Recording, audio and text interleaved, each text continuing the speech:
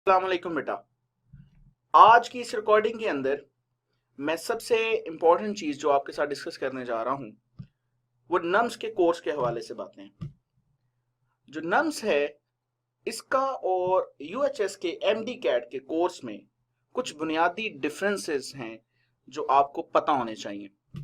उसमें से सबसे पहली इंपॉर्टेंट चीज जो है वो तो कंटेंट्स का डिफरेंस है, और वो कोई बहुत ज्यादा डिफरेंस नहीं है। कुछ कुछ चीजें जो हैं वो यूएचएस के सिलेबस से हटकर हैं, और उसकी बुनियादी वजह जो है वो ये है कि जो नम्स है वो स्पेसिफिकली फेडरल बोर्ड की बुक्स को जो है वो ज्यादा प्रेफरेंस देता है, आप ये समझ लें, या उसमें जो टॉपिक्स हैं उनको वो शामिल करता है। इसमें एक दो और चीजें जो आपको पता होनी चाहिए कि नम्स के हवाले से थोड़ा सा डिफरेंस ये है कि एमडी कैट के अंदर नेगेटिव मार्किंग थी, आपकी नम्स के अंदर आपको नेगेटिव मार्किंग फेस नहीं करनी पड़ेगी। सो आज इस रिकॉर्डिंग के अंदर जो पहली चीज मैं आपके साथ डिस्कस करने जा रहा हूं वो मार्क्स डिस्ट्रीब्यूशन है। अगेन इधर भी बायोलॉजी का पोर्शन मैक्सिमम है जिसमें 70 जो है वो एमसीक्यूज यहां पर आपके पास होंगे। इसी तरीके से बाकी हैं, केमिस्ट्री के 45, फिजिक्स के भी 45 और इंग्लिश के 20 एमसीक्यूज हैं।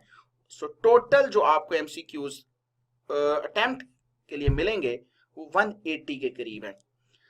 मैं आज आपके साथ जो बेसिक सेल बायोलॉजी का पोर्शन है जो नम्स के हवाले से है उसमें जो कंटेंट्स के डिफरेंस पर बात करूंगा जो कि यूएचएस से थोड़ा सा हटकर है। मैंने जैसे बताया कि बहुत ज्यादा डिफरेंस नहीं है, कुछ एक दो चीजें हैं उन्हीं को मैं ऐड करूंगा, और आप कोशिश कीजिएगा हमारा वो जो एमडी कैट का कोर्स नियर पेयर पर अवेलेबल है उसको भी देखें, क्योंकि आपका वो पोर्शन और ये नम्स का पोर्शन मिलकर आपको एक बेहतर तैयारी का मौका देगा।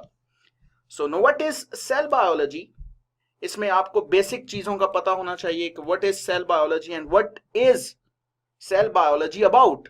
सो it's mean study about the cell पर आपने डिटेल फोकस करना है। सो इसमें कौन कौन सी टर्म्स ऐड की हैं जो कि यूएचएस से हटकर हैं, that is why cell, cell की इंपॉर्टेंस पर बात की जाएगी, cell biology and microscopy, that is the most important topic जो नम्स के हवाले से ऐड है। ये यूएचएस के सिलेबस के अंदर एडेड नहीं था। Similarities between animals and plant cell ये थोड़ा सा ऐड किया। Differentiate between animal and plant cells ये बिल्कुल यूएचएस के सिलेबस वाली चीजें आ गई। प्रोकैरियोट्स और यूकैरियोट्स अगेन जो कि two types of the fundamental cells हैं उनके ऊपर है। Structures and the function of cellular organelles, electron microscopy इसमें ऐड हो गया। So here cell biology and microscopy और इलेक्ट्रॉन माइक्रोस्कोपी और terms related to the microscopy जो है वो इसमें आ जाएंगी, और ये चीजें यूएचएस के सिलेबस के अंदर एडेड नहीं थी। So what is cytology, start करते हैं कुछ टर्म्स के हवाले से। साइटोलॉजी और cell biology, so it's mean आपने डिटेल स्टडी करना है अबाउट द सेल। जब आप बात करते हैं detail study about the cells तो इसमें बहुत सारी टेक्निक्स हैं, वो आगे मैं जाकर आपके साथ डिस्कस करूंगा, जो हमारी जो स्ट्रेंथ है अबाउट द सेल बायोलॉजी उसको एनहांस कर सकती हैं। इनमें से कुछ तो बेसिक टेक्निक्स हैं और कुछ जो हैं वो मॉडर्न मैथडोलॉजीज और मॉडर्न टेक्निक्स हैं, मॉडर्न इंस्ट्रूमेंटेशंस हैं जिनके जरिए आप इस काबिल हो जाएंगे कि आप सेल को ज्यादा डिटेल के साथ ऑब्जर्व कर सकते हैं, उसको ज्यादा बेहतर तरीके से उसके फंक्शंस को आइडेंटिफाई कर सकते हैं। So the basic terms cytology और cell biology, again the word detail study about the cells, जिसमें आपने सेल्स के एक्सटर्नल स्ट्रक्चर्स के बारे में भी डिस्कस करना होता है, एक्स्ट्रा सेलुलर स्ट्रक्चर्स और इंट्रा सेलुलर स्ट्रक्चर्स। जब आप एक्स्ट्रा सेलुलर स्ट्रक्चर्स की बात करेंगे तो यहां पर in case of plant basic difference between plant and animal cells. We have the cell wall or cell membrane, which is also known as plasma membrane. So इनमें हमने स्ट्रक्चर्स देखने हैं दोनों के, जो स्ट्रक्चरल कंपैरिजन है between the cell wall and cell membrane. पौधों के हवाले से सेल वॉल का डिफरेंस आप देख चुके हैं, फंजाई के हवाले से, फिर इसी तरीके से कुछ बैक्टीरिया जिनके पास सेल वॉल होती है उनके स्ट्रक्चर डिफरेंस की आप बात करेंगे. देन फंक्शंस की बात करेंगे. What is the basic difference of function between the cell wall and cell membrane. ये एक्स्ट्रा सेलुलर स्ट्रक्चर्स हो गए. जो इंट्रा सेलुलर स्ट्रक्चर्स हैं उनके अंदर हम लोग बुनियादी तौर पर किस चीज को डिस्कस करेंगे? सब सेलुलर स्ट्रक्चर्स, जिनको आप ऑर्गेनेलीज कहते हैं.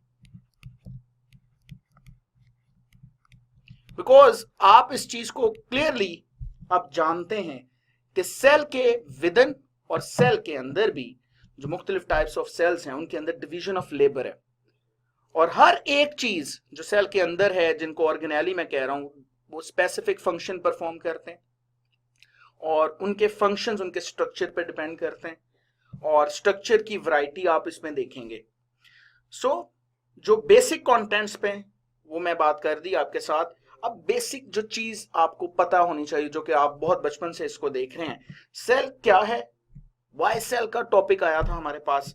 सेल क्या है? The basic unit of life, जिसके लिए आप बात करते हैं कि सेल जो है वो स्ट्रक्चरल एंड फंक्शनल यूनिट है